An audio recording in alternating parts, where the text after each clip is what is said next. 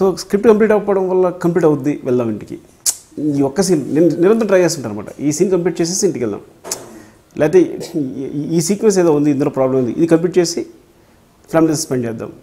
నీకు ఎందుకే రేపు రేపు ఈవినింగ్ వెళ్ళి సినిమా తీసుకెళ్తాం కదా, లేకపోతే నేను పిల్లల్ని ఎక్కడ తీసుకెళ్తాను కదా అని చెప్తుంటాను. అండ్ ఈవినింగ్ అలా అని ఎంత 2 o'clock మధ్యాహ్నం 12 o'clock అలా అయిపోతుంది అనుకుంటాను. అవ్వదు, 4 అవుద్ది, 5 అవుద్ది. సో తను కాల్ చేస్తుంది, పోస్ట్పోన్ చేస్తాను, అలా పోస్ట్పోన్ చేస్తాను. So that is the only thing, అంతే. ఎప్పుడైనా గొడవ పడ్డ సందర్భాలయ్యా మీరు ఈ విషయంలో? ఉన్నాయి, గొడవ ఉంటాయి కామన్గా. ఇక తను ఉంటుంది మామూలుగా. ఏంటంటే ప్రాబ్లం అంటే మావాడితో ప్రాబ్లం ఏంటంటే నైట్ 2 o'clock అని వెయిట్ చేస్తుంటుంది. నైట్ 2 అయినా 3 అయినా వెయిట్ చేస్తుంటుంది, ఏ టైమైనా కాల్ చేస్తుంటుంది. సో అదొక ప్రాబ్లం. నేను వస్తాను, పడుకో, అయిపోతుంది కదా, ఇంకెంత డిస్కషన్ అయిపోతుంది, వస్తాను. సో నేను చెప్పేది అప్పుడు నిజమే, ఇలా నేను వస్తానన్నమాట నిజమే, అంటే నిజంగానే చెప్తాను అన్నమాట నేను. కానీ తర్వాత ప్రాబ్లం అయితే మిస్ అయిపోయి అది వేరేగా మారుతుంది. కానీ మాటించి కూడా మీరు ఇక్కడే పడుకుంటారంట కదా చాప్ వేసుకొని, దాని గురించి అంటే ఏమవుతుందంటే నైట్ ఆ టైంకి వెళ్ళి 4 o'clock వెళ్ళి మళ్ళీ లేపి డిస్టర్బ్ చేస్తే పిల్లలు కదులుతారు, వాళ్ళు ఏడుస్తారు, మళ్ళీ తనతో వాళ్ళతో కూర్చోసి వస్తాను నైట్ అంతా మళ్ళీ. సో తనంతా లేకుండా పోతుంది నేను కూర్చొని. మీరు అందరూ ఎక్కడ చూసినా లెక్కల మాస్టర్ అంటున్నారు. అసలు ఏంటి మీరు ఎక్కడ చేశారు, అసలు ప్రేక్షకుల కోసం చెప్పండి. ట్యూషన్ స్టార్ట్ చేశానండి ఫస్ట్ డిగ్రీలో ఉండగా. మాకు మ్యాథమెటిక్స్ టీచర్ లేడు కాలేజీలో, అందుకోసం డిగ్రీ ఫైనల్ ఇయర్లో ఉండగా నేను ట్యూషన్ స్టార్ట్ చేశాను. ఎందుకంటే అక్కడ ఎక్కువ ఆదాయం. బికాజ్ డిగ్రీ ఫైనల్ ఇయర్ ఉండగా నేను నా జూనియర్స్కి, ఇంటర్మీడియట్ స్టూడెంట్స్కి, వీళ్ళందరికీ క్లాసులు చెప్పడం మొదలుపెట్టాను. సో ఇట్స్ లైక్ ఎలా ఉండేదంటే ఫస్ట్ ఎలా స్టార్ట్ అయిందంటే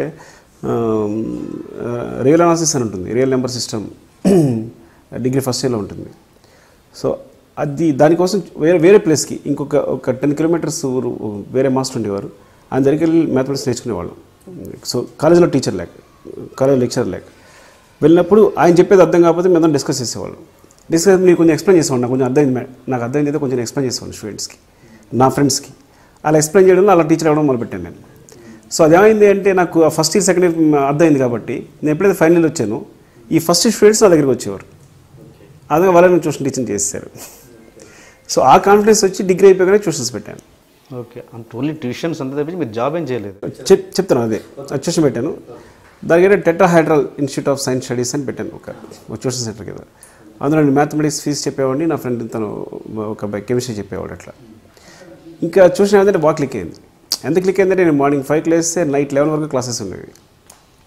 is like inter first year mathematics, inter first year physics, inter second year mathematics, inter second year physics, inter first year supplementary mathematics, supplementary physics, second year supplementary mathematics, supplementary physics, inter first year mathematics, first year physics, degree second year mathematics, second year physics, final year mathematics, final year physics ఉండేది. Final ఇయర్లో physics ఉందనుకోండి, final year ఉండేది. So మళ్ళీ వాళ్ళు supplementary మళ్ళీ. So it's like ఒక 13-15 classes అనమాట. Morning నేను 5 లేస్తే నైట్ 11 వరకు క్లాసెస్ రన్ అవుతూనే ఉండేవి, జరుగుతుంటాయి. సో నా ఇన్స్టిట్యూట్ ముందు ఎలా ఉండేదంటే మొత్తం సైకిల్ ఉండేవి, ఒక 300-500 సైకిల్స్, అంటే వచ్చే బ్యాచ్, రాబోయే బ్యాచ్, ఉండే బ్యాచ్ మొత్తం అన్నీ కలిపి. సో అలా జరుగుతున్నప్పుడు నాకు కెమిస్ట్రీ చెప్పిన గురుగారు ఉన్నారు, రామ్మోహన్ రెడ్డి గారని. మీరు చూసి ఇప్పుడు కూడా my teacher guide and philosopher Rammohan Reddy గారిని ప్రతి సినిమాకి కార్డ్ వేస్తాను యాక్చువల్లీ. సో ఆయన వచ్చారు, ఆయన అప్పుడు కాకినాడలో ఉన్నారు. ఆయన కాకినాడలో ఆదిత్య కాలేజ్ ప్రిన్సిపల్గా చేస్తున్నారు అనమాట. చేసినప్పుడు వచ్చి సో ఇది చూసి సైకిల్ ఇవన్నీ చూశారు. చూసి వాళ్ళ చైర్మన్ తీసుకొచ్చారు, శేషారెడ్డి గారని. సో వాళ్ళిద్దరు కలిసి వచ్చారు. చూసినప్పుడు నేను సైకిల్ ఇంత హడావాడి, ఇది ఫేమస్ అంటే నువ్వు ఇక్కడ చేయలేదు, నువ్వు మా కాలేజ్ రండి చేద్దామని. దెన్ దే ఇన్వైటెడ్ టు వాళ్ళ కాలేజీ పిలిచారనమాట. సో అదిగా నేను కాకినాడ వెళ్ళాను.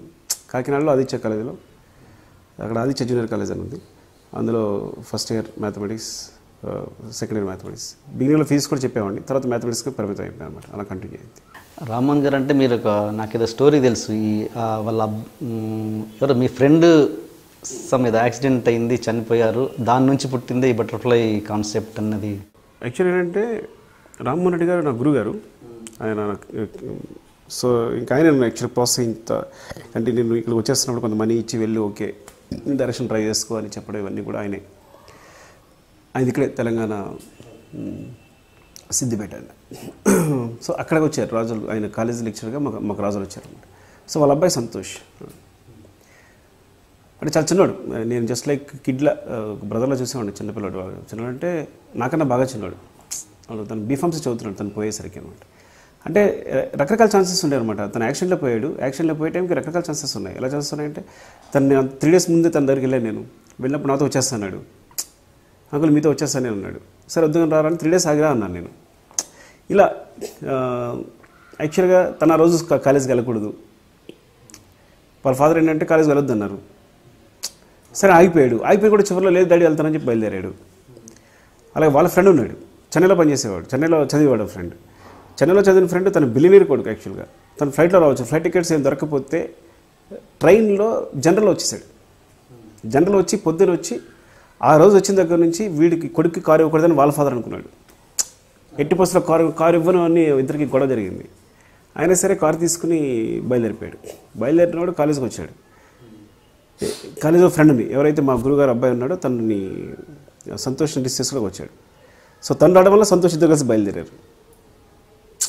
ఇంకా చాలా ఉన్నాయన్నమాట. వాళ్ళ బయలుదేరడం కూడా దే ఆర్ లైక్ అంటే వాళ్ళు మామూలుగా గేట్ దగ్గర అడుగుతారు, ఆఫ్ చేస్తారు కదా ఫాస్ట్కి వెళ్తుంటే. సో ఆ రోజు సెక్యూరిటీ లేదు. ఇలా సో రకరకాల కారణాలు అనమాట. సో యాక్సిడెంట్ అయ్యి అనుకోకుండా. సో అది కారణం కాదు బటర్ఫ్లై ఎఫెక్ట్ అని రావడానికి. కానీ బటర్ఫ్లై అనే ఎఫెక్ట్ దానికి బలంగా గుర్తుండిపోవడానికి కారణం అయిందనమాట నాకు.